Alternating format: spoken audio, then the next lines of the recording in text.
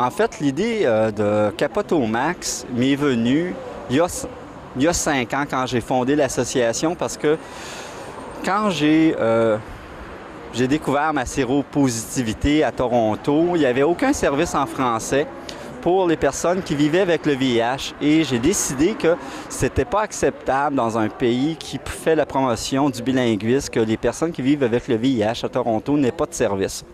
Et de fil en aiguille, j'ai découvert qu'il n'y avait pas de campagne sur les préventions des maladies, des infections transmises sexuellement en français parce qu'on a une spécificité culturelle, une spécificité linguistique.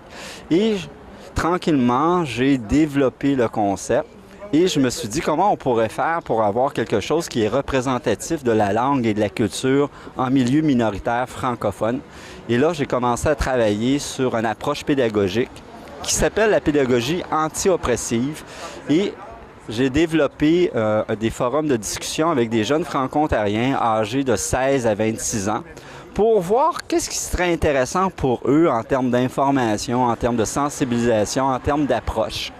Et je suis allé chercher les témoignages des personnes qui vivent avec le VIH à Toronto depuis plus de 25, en fait, ceux qui vivent avec le VIH depuis 10 ans et plus. Et faire un dialogue intergénérationnel virtuel. Et là, je voulais aussi rejoindre le plus grand nombre de jeunes. Alors, j'ai développé une approche théorique qui s'appelle les intelligences multiples. Donc, le site web vise à rejoindre les jeunes qui sont intellectuels, les jeunes manuels, les jeunes artistes, les jeunes qui auraient des intérêts poétiques, des intérêts sociaux. Et on a développé le site web à travers des éléments scientifiques, artistiques, poétiques, littéraires, sociaux. Et on est arrivé avec la chanson Put It On, le vidéo qui est un peu dans une approche, je dirais, symbolique. Donc, où il y a une symbolique qui parle dans un élément de la responsabilité sociale face à sa propre santé. Parce que je ne voulais pas le message moralisateur. La sexualité, c'est quelque chose de beau, c'est quelque chose qui est bon, mais il y a des risques et je voulais que les jeunes se sentent personnellement interpellés. Et la chanson Put It On amène ça.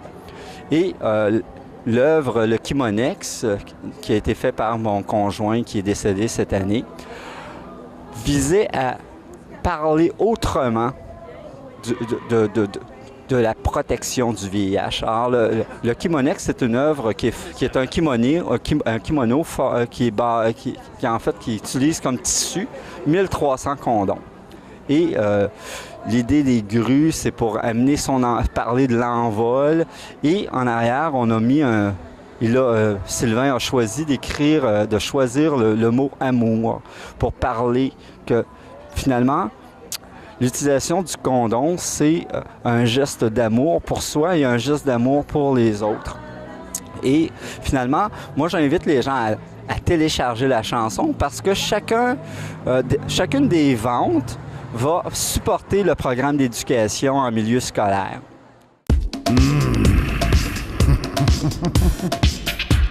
Oui, c'est ça. Viens ici.